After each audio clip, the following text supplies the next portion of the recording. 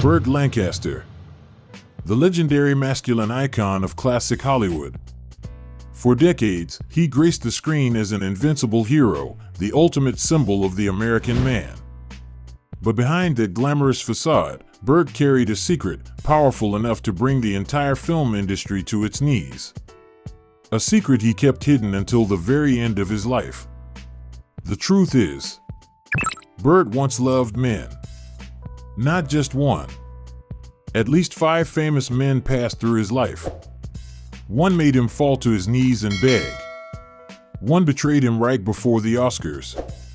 And one secretly recorded Burt's confession, using it to blackmail him for nearly a decade. These relationships didn't just leave emotional scars. They cost him everything: his public identity, his career, and the right to live as his true self. So, who were they? And what did Burt Lancaster sacrifice to keep that secret buried forever? Everything will be revealed in today's video. Some months I made that much in 1 month. Some months. Burt Lancaster was born into a poor family in the tough Harlem neighborhood in 1913. His childhood was filled with the sound of train engines, dust in the air, and dreams crushed by harsh reality. But instead of giving in, he ran away and joined the circus, a world where people lived like soldiers and trained like wild animals just to survive. It was this extraordinary beginning that shaped his powerful physique, his piercing eyes, and the unshakable presence that would later define his screen image. Then, fate came calling. His first leading role in The Killers in 1946 made him an overnight sensation. From the legendary beach kiss in From Here to Eternity to his Oscar-winning performance in Elmer Gantry, Burt Lancaster kept rising to the heights of Hollywood fame. Standing over 6 feet tall, with a face as striking as a sculpture, Burt became the very definition of the ideal man on the American silver screen. But that was just a role. Behind all the glory, Burt carried a truth he never dared to admit. A secret that, if exposed at the time, could have destroyed his entire career. A secret Hollywood always knew, but no one ever spoke out loud. The first name in that secret story was Cary Grant. His first love and his first heartbreak.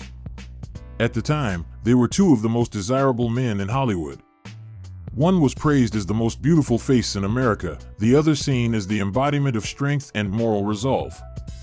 But few knew that Burt Lancaster and Cary Grant once shared a secret affair, intense, passionate, and hidden in the shadows. And in the end, it ended with betrayal. A betrayal that shattered Burt. A wound, those close to him said, he carried for the rest of his life. According to a butler who served at Cary Grant's mansion in Santa Monica, Burt Lancaster stayed overnight there on several occasions between 1948 and 1951. They would swim together by moonlight in the private pool behind the house, sip bourbon under the stars, and even tattooed the same small symbol on their ankles, a secret bond that no one else knew existed. But Hollywood wasn't a place for such hidden love. In 1951, as rumors circulated that Cary Grant was dating the young actress Betsy Drake, who would later become his wife, Burt felt as if he had been stabbed in the back. A crew member from the set of Jim Thorpe, All-American, recalled that Burt smashed the telephone in his dressing room when he later learned that Grant had publicly declared his love for Betsy in the press. And it got worse. Cary refused to appear opposite Burt in a major film afterward, afraid that too much on-screen intimacy would spark suspicion. The pain wasn't just jealousy. It was the agony of utter rejection, as though their relationship had never existed. In Burt's home after his death, supposedly found among his papers, was an unsent handwritten note with just one haunting line. "You choose to live a lie to the world, and I choose to die with the truth." Their affair didn't end with a farewell. It ended in a silence that killed Burt a little bit every day.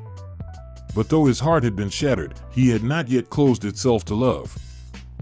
And then another man entered his life. More handsome. More famous. More dangerous. A man whose photograph alone could have buried both their reputations. If Cary Grant wounded Burt for the first time, then Rock Hudson was the one who forced him into a dangerous spiral of love, temptation, and fear. Rock Hudson, standing nearly 6'6" and flawlessly handsome, was the very definition of the American man in the 1950s. But behind that perfect smile was a lonely soul who had to hide himself every single day. And Burt Lancaster, who had already suffered the deep pain of rejection from Cary Grant, seemed to see in Rock a reflection of his own secret wounds. According to a camera assistant on the set of The Leopard in 1963, where both Burt and Rock were scheduled to film in Rome, the two famous men often vanished from the main hotel and quietly rented a private penthouse on the outskirts of the city. There, they lived like strangers to the world. No cameras. No red carpets. No masks. Just quiet dinners, soft French music, and a bed no third person ever entered. One night, according to a never-before-published account from a chambermaid, Burt was found drunk, crying on the floor beside a torn-up letter. And Rock had left without saying goodbye. A few days later, the Italian press published photos of Rock Hudson holding hands with a local model. A carefully crafted publicity stunt to silence the swirling rumors spreading through Europe. Burt never spoke of what happened in Rome. But according to a close friend, it was the only time he completely lost control on set. He punched a mirror in the dressing room without saying a word. When someone asked, he simply replied, "Don't love anyone who isn't brave enough to love you." In the light of day, no one knew who Burt was talking about. But those closest to him knew. It was Rock Hudson. If Burt Lancaster had relationships filled with passion and emotion, then what he shared with J. Edgar Hoover stood at the opposite extreme. Cold, calculated, and dangerously complex. J. Edgar Hoover, the legendary director of the FBI, was the most powerful man in America for nearly half a century. He could silence Hollywood, make presidents cautious, and held secret files that could destroy lives. No one would have expected Burt Lancaster, a rebellious actor and free-spirited artist, to form any kind of connection with Hoover, the iron symbol of discipline and control. But that was how it began. They met at a charity gala in Washington, D.C., the kind of event where politics and show business quietly overlapped. It was an odd match. A movie star and a man whose very name struck fear into the hearts of politicians. Hoover had long been rumored to be gay, though he never admitted it. He was known for guarding secrets, especially his own. For decades, he was said to have had an intimate relationship with his deputy Clyde Tolson, but it was never confirmed. What existed between Hoover and Burt Lancaster was not a traditional romance. It was more like a quiet understanding between two men who lived in cages of different shapes. One fought for freedom, the other was imprisoned by power. They met occasionally, exchanged meaningful glances across crowded rooms, shared quiet dinners that no one recorded. No one really knows what passed between them. But years later, Burt would say, "He was the strongest man in America and the loneliest man I ever met." Their bond was more about unspoken truths and shared isolation than passion. And after that complicated, emotionless connection, Burt would once again fall in love. This time, it would be different. Short-lived, yes, but it left behind something gentler. A quiet echo that stayed with him for the rest of his life. The person was Ricky Nelson. A teenage heartthrob, the young singer from the hit television series The Adventures of Ozzie and Harriet. He had a face that seemed untouched by life, a soft smile, and eyes that held all the promise of youth. They met in the early 1960s, when Ricky was just turning 20 and Burt was nearing 50. A generation apart. But somehow, something passed between them. A thread that neither could fully explain. Ricky was trying to break out of the wholesome image that had been forced on him by the industry. He wanted to grow up, but he did not yet know how. Burt, who had already lived through pain, fame, and loss, became his quiet guide. "He looked at me like I had all the answers," Burt once wrote in a letter that was never published. But the truth is, I was just trying not to let him get lost, like I did. Their love was never equal. Burt was the mentor, the protector, but he was also the first man to make Ricky feel truly seen, truly loved, just for being himself. Their time together was brief. A few months, lived quietly in the soft, fragile space of a secret. Burt knew Ricky was still too young. He had paths to follow, mistakes to make. And Burt did not want to be the reason Ricky never got to find out who he was. So one day, he walked away. Not because the love was gone, but because the love was real enough to know when it was time to let go. They did not see much of each other after that. But every time Ricky appeared on television, singing about lost love and fragile hearts, Burt would sit alone in the dark and turn on the screen, quietly watching. After a string of quiet, passing connections, Burt Lancaster entered what would become the burning love of his life. This was the climax chapter. A chapter not just of love, but of longing, of obsession, and of surrender. And all of it was wrapped up in one name: Marlon Brando. Brando was unlike anyone Burt had ever known. He did not try to be different. He simply was. Untamed. Magnetic. As unpredictable as a storm that refused to follow the rules. Where Burt lived a life of discipline and restraint, Brando thrived on breaking rules, in cinema and in love. They met in the late 1950s at a private party for veteran producers and directors in Beverly Hills. The room was full of tuxedos, champagne, and hollow conversations. And then, across the crowd, Burt saw him.